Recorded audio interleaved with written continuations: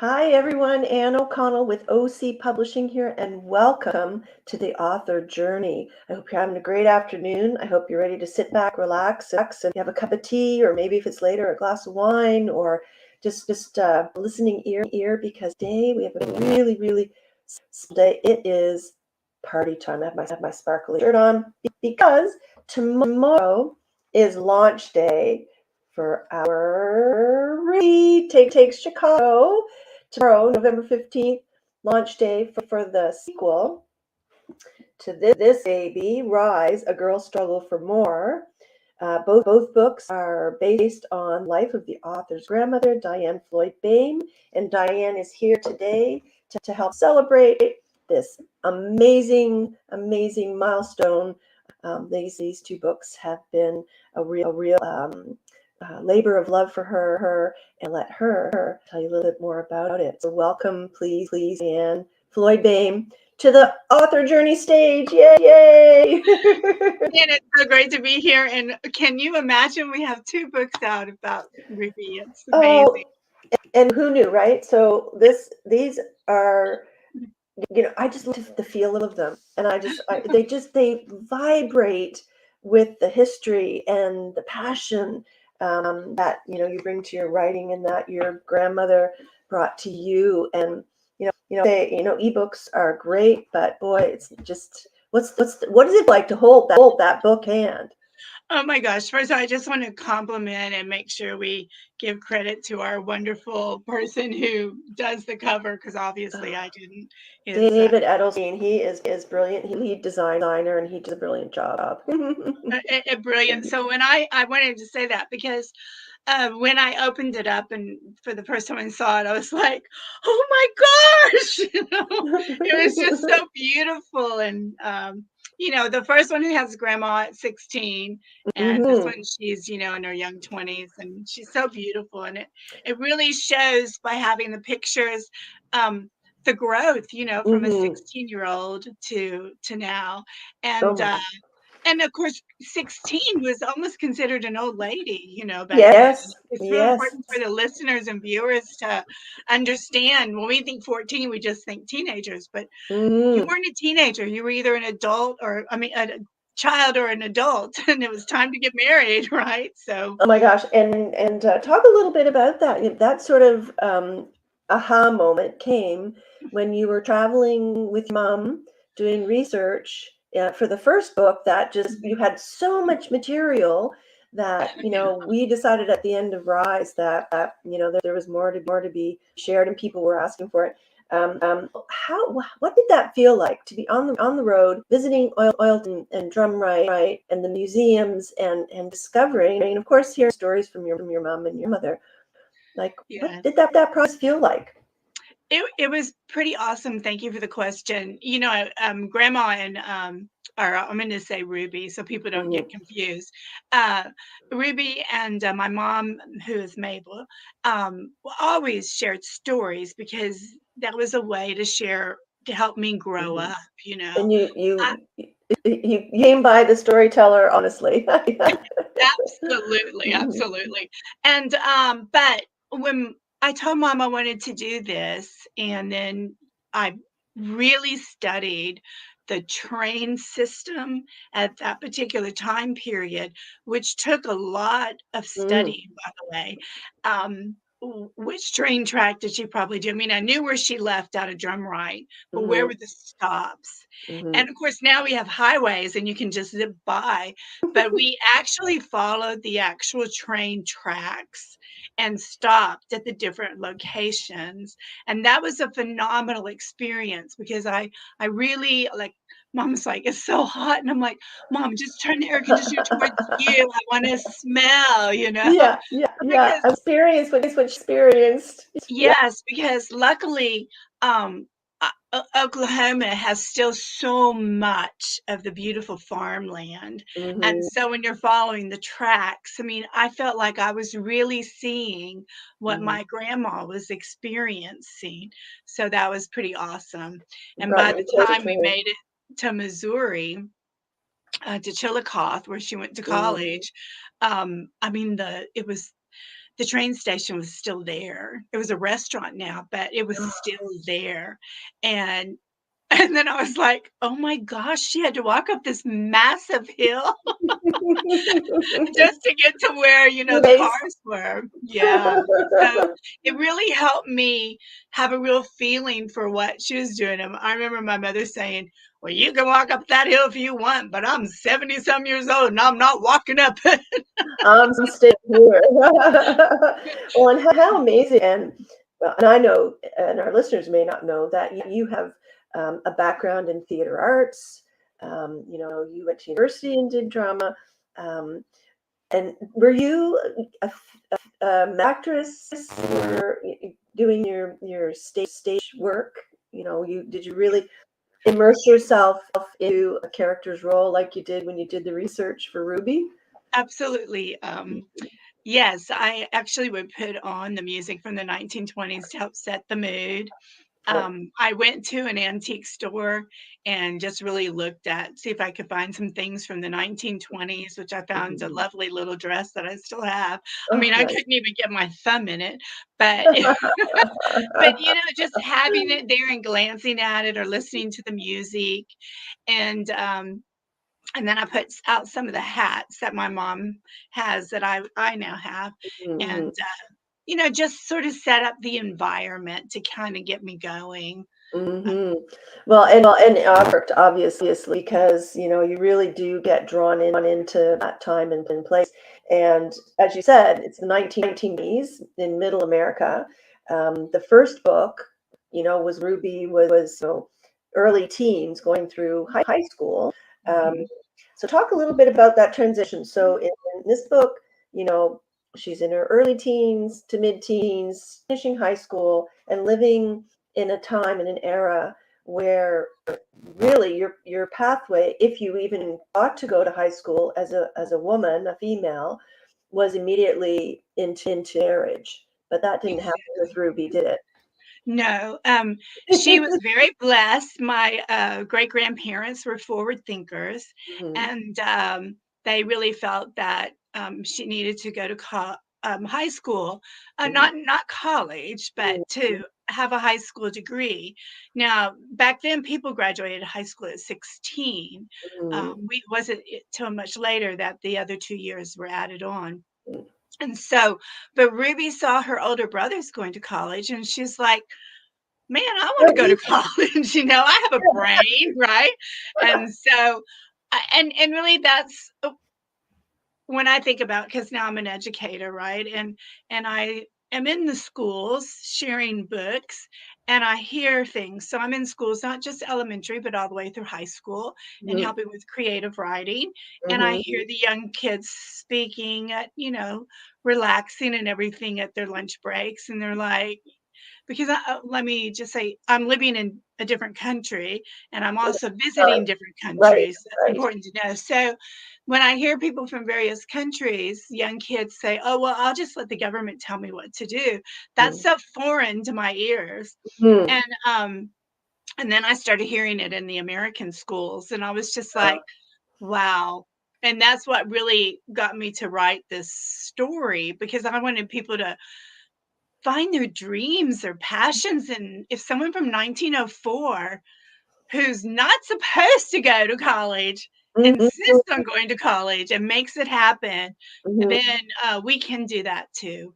Yeah, and you know what? Let's move on to retake Chicago. So the end of Rise, she does have her business degree, and well earned. That I'm not going to no spoilers because if you're watching and you haven't read either book, start with Rise.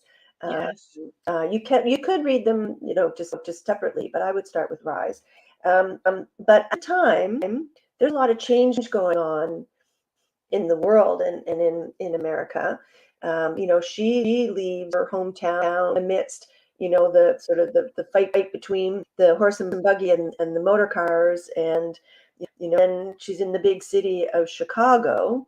So why don't you set us up with that transition? And Ruby is now in Chicago, and then yeah, the reading that you're going to do for us. How's that? she'll be happy to. So, she wasn't happy being back in Oilton, and her parents saw it. And again, being the forward thinkers and have they had lived in other states, they knew that she needed to go for her dream.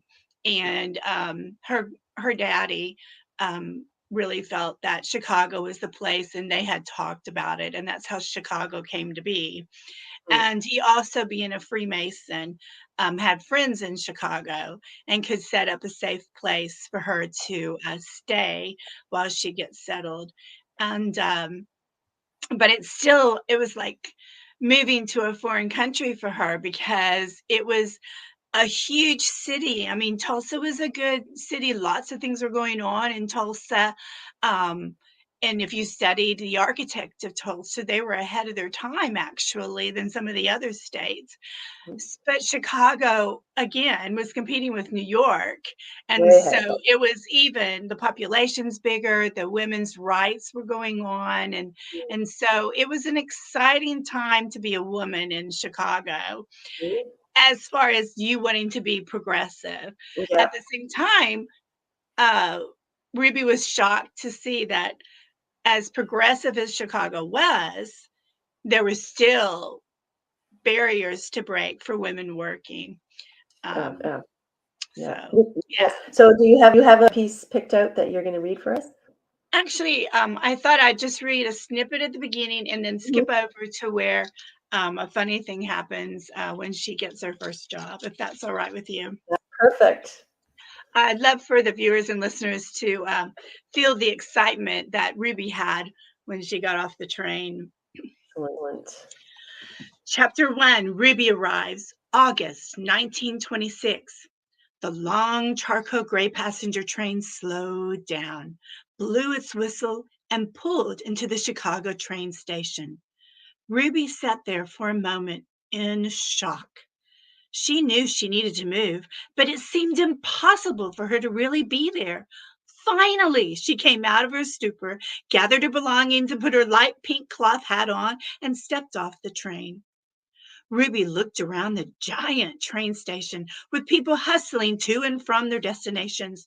She took a deep breath in and exhaled. Hello, Chicago! I might be from a small town, but get ready. Ruby is here. Ruby could already tell this town was different from home. The temperature, for one, was much cooler. It was August and only 78 degrees. If she were back home, the temperature would have been in the 90s. Ruby looked around and inhaled the smells of Chicago and once more noticed the large number of people rushing to catch their trains or buy their tickets. People moved so fast, probably because it was a much larger train station compared to the one in Drumright, Oklahoma, near her hometown, Oilton. Ruby took another deep breath and grinned as she continued taking in her surroundings. She just knew she was ready for whatever this next chapter in her life would bring. She headed for the lobby to look for her dad's friends, Mr. and Mrs. Clark, who had agreed to put Ruby up for a night or two. You must be Ruby Dinsmore, said a lady, walking up to Ruby with a smile and her hand outstretched. Yes, Mrs. Clark? Ruby asked. Ruby noted the woman was quite fashionable, with her cream colored Gatsby cotton hat with a lovely light yellow cotton flower bloom on top of a knitted bow. Ruby also noted she must be about 5'5", the same height as Ruby, since they seemed to meet at eye level. Mrs. Clark nodded and they shook hands. Yes, Sally Clark. How did you recognize me? Ruby asked. Your father gave me a perfect description of you from head to toe, she said. And remember, your father and my husband Tom are Freemasons, and they know how to track people, Mrs. Clark chuckled. And I'll stop there. So you get a feel for the Freemasons. So there's a little bit of her parents, feelings, and she'll be comfortable with these people, as well as Ruby being excited. And I can share with you that my grandmother really did say when she got off that train, she just looked around and she went, "Oh my God, I'm really here. Get ready, Chicago." So I can't hear you. You must be on mute. Thank you. Thank you. There She you go. had some nervous excitement and but nothing was going to stop her. Nothing was going to stop her. And No. so I'm going to pop over and just read another page or so of Boy. and I'll set the stage. So now she's there. She's done her homework. She's started looking for jobs. So far, the different places she's gone, it's no, no, no. So, being the woman she is, there was nothing like a nice cup of coffee and cookie to re energize her and start looking at the one ads again. So now she's in a restaurant and she's just sort of like a cafe, like a Starbucks. And uh, a gentleman comes up to her and they start talking. And before she knows it, she's going to go meet the boss for this new job. Because grandma at that time, or Ruby, sorry, she would take anything. She knew she couldn't just walk in and just get the job of her dreams. She just wanted to get a paycheck and then start looking for her dream job. So here we go. John flipped his hat onto his head while Ruby grabbed her purse. They walked out the door together. "What's the boss like?" Ruby asked, puffing just a little bit as she tried to keep up with John's long stride. "Are you sure he won't mind you introducing me to him unexpectedly?" "Oh, I'm sure he won't. It won't be a problem," John assured her. "I know for sure he will like you." They entered the building and went up to the second floor. John took her over to the switchboard. "Hello, Liz." He stepped aside to present Ruby. "Please show the new girl how to use the switchboard, explain who is who, and then you may return to your desk. Thank you so much for filling in." "No problem, sir," Liz said. "Sir?" Ruby's eyebrows raised about an inch, and she looked up at him. "Yes, Ruby, I am the boss, and you have a job," John Weiss said. "Oh my, thank you, sir." "No problem. Learn how to use that crazy switchboard. My office is over there if you need me. I will have you fill out the necessary paperwork at the end of the day." "Yes, sir," Ruby replied. Mr. Weiss went into his office and Liz began the training. "So, hi, I'm Liz, as you know. How did you find out about this job?" she asked. "It just became available this morning." "Seriously? What happened to the operator?" Ruby asked. "Fired," Liz shrugged. "He gave her many chances, but she was always late to work, leaving the board unattended. The list goes on, and today was the final straw when she told Mr. Weiss she needed a week off as she was stressed from working so hard." "Oh my, who says that?" Ruby told Liz. She had never shied away from hard work unless you counted her attempts to escape from plucking chickens back home. But Ruby didn't really count that. "Well, people with rich parents like her do not need a job." Liz paused. "I don't really know why she was working at all." Liz filled Ruby in between incoming calls, quietly giving her the lowdown on the girls in the office, which made for fun gossip while Ruby was learning the names of the men and their office switchboard numbers. Ruby ran her fingers down the list as Liz explained who each person was. Then came Ruby's turn to answer the phone and connect them to the correct office while Liz watched. After about 15 minutes, Ruby felt she had it. Liz agreed and left, and Ruby to start her new position. At first, everything was going smoothly and efficiently. Then suddenly, the small switchboard lit up like the 4th of July, everyone calling simultaneously. Ruby started answering and connecting, but after a few minutes, she became flustered and plugged all the wires into the wrong jacks. Then finally, Mr. Weiss came out of his office and walked straight up to her. "Ruby, I thought you knew how to work a switchboard." He stood towering over her with both hands planted on the counter. Ruby looked up at him for a second as she politely answered the next call and made the connection. Mr. Weiss watched, waiting for her answer. If you just give me 30 more minutes, I will be the best operator you ever had, she said in a 3-second pause between calls. Well, you better, he said with a half smile as he turned on his heels and returned to his office. Relieved she had won a second chance, Ruby focused on the panel and continued connecting the calls as her brow wrinkled. The day was long and short at the same time. Liz gave her a lunch break, but Ruby ate her sandwich while sitting next to Liz and watching her work. By the end of the day, Ruby was a pro. There you go, her first job. She really didn't know what she was doing. And That's that really happened. that's one of my favorite stories. That and the chicken plucking story. I was good with her hands. Yeah, and on Laugh-In, a show from a long time ago, Lilia Tomlin, I believe is her name. She played the switchboard operator and would do Yeah. things like that. And my grandmother went, "That was me, Diann. That was me." Oh my gosh. Do you remember what the first story was that she shared with you about her desire to work in a man's world? Do you remember?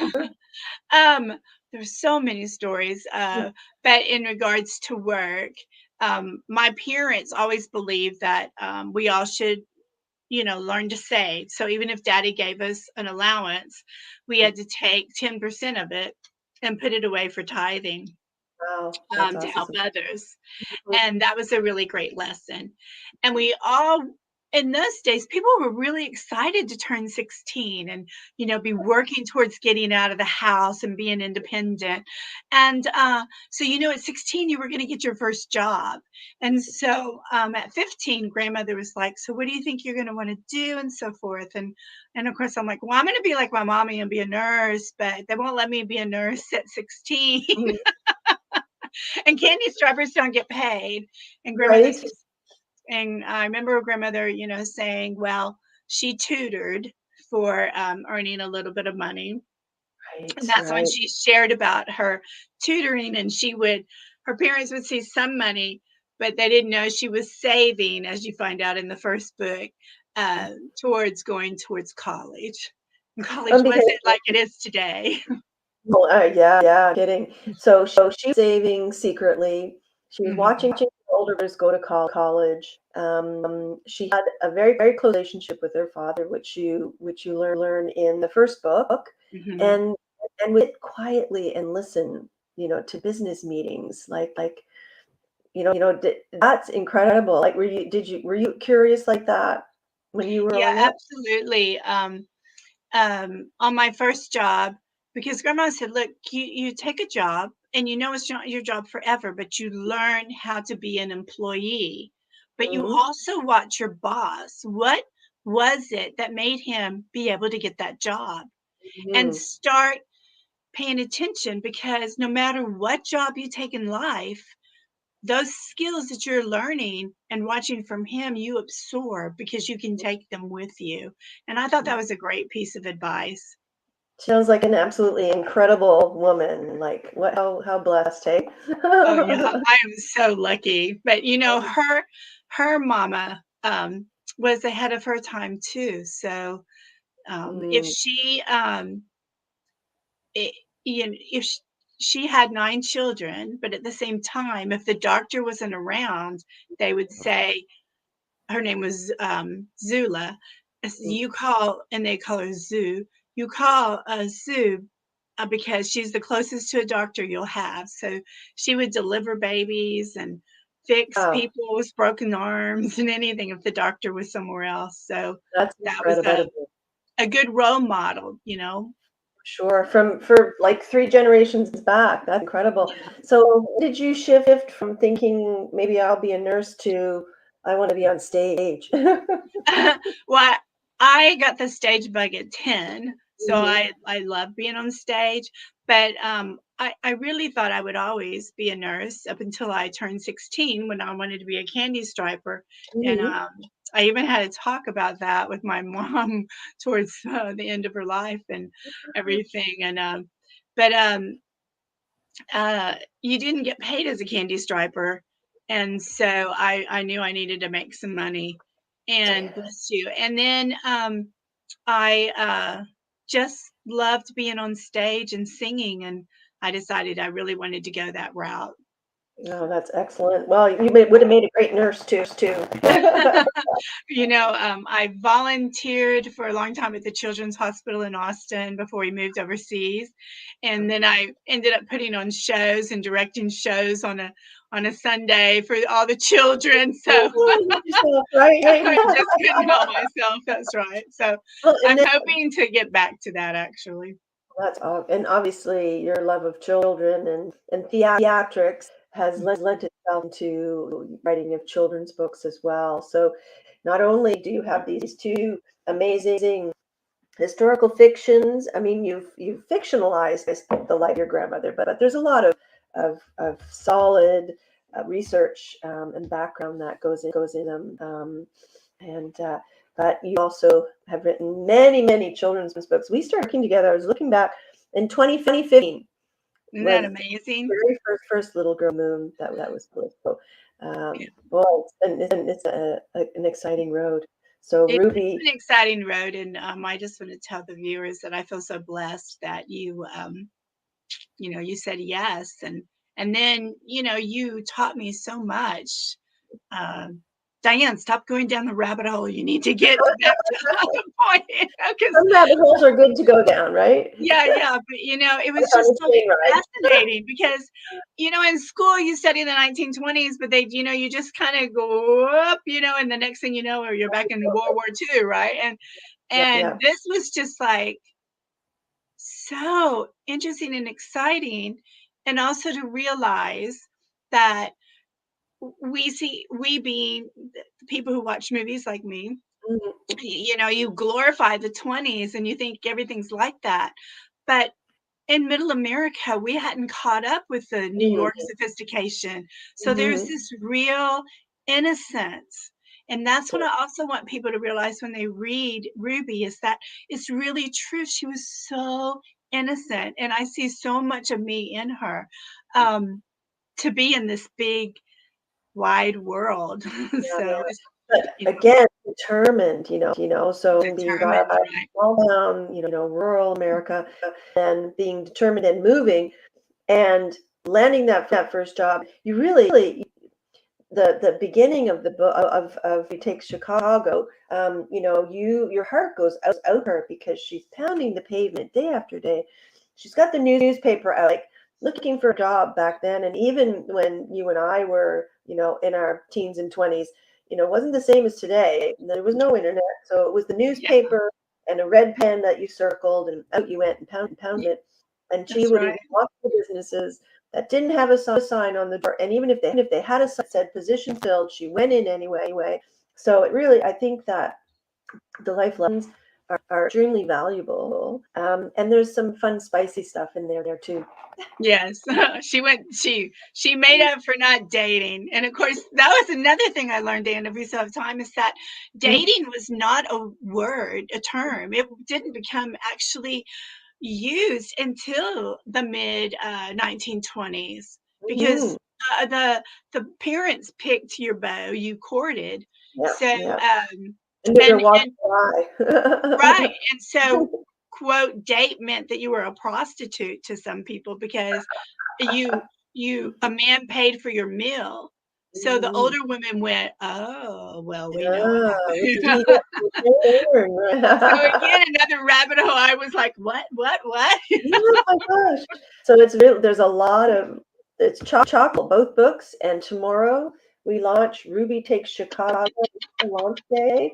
And just so people, I'm going to put up your website again to find out more about Diann at her website.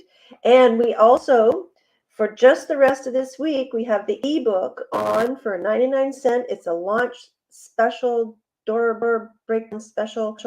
Um, and it's on all of the online platforms. The 99¢is on Amazon, on America US, and America US, and I'm so Canada. excited. Yeah, Yes. Noble, Yeah. Noble, and just we're at Ruby's everywhere. I say Ruby, Ruby? Ruby, Ruby, right. Ruby, Ruby, Ruby. So is there any other little bit of advice or thought you'd like to leave folks with as we have one more day to Ruby launch? So if you haven't purchased the book, please do so. And I mean, to get a book for 99 cents on an ebook is phenomenal. Mm-hmm. It's a lot of hard work that goes into it, and it will not be a waste of your time. And you will chuckle because women were so innocent back then. And you have the speakeasy, and you have prohibition going on. So there's a lot to it. It's very I, spicy. I love it. And the passwords to get in speakeasies and just finding them, it was part of the fun, wasn't it? Absolutely. And then not dressing like you were going to a speakeasy because you would be put in jail. Right, There was a right. lot they had to go through. It's incredible, and I can see you sitting at the kitchen table with a cup of tea, listening to your grandmother. And did you little know that years down the road would be, honoring her by putting her in print. It's quite a legacy. So congratulations. Thank you. Excited, and we'll have you back, and we'll talk more about Ruby. Thank you so much. And thank you for the opportunity you've given me in this life. You're a real blessing. Oh, you're more than welcome. And that's it for us today. And thank you for joining us for the celebration of the launch of Retake Chicago, the sequel to Rise Up Girls Struggle for More. As I said, we have a sale for the rest of the week. Today is November 14th. Launch day is November 15th. And we'll keep the ebook on the 99-cent sale at the end of the week. So until then, happy reading. I hope as well. And we'll see you again soon on the author journey. Bye for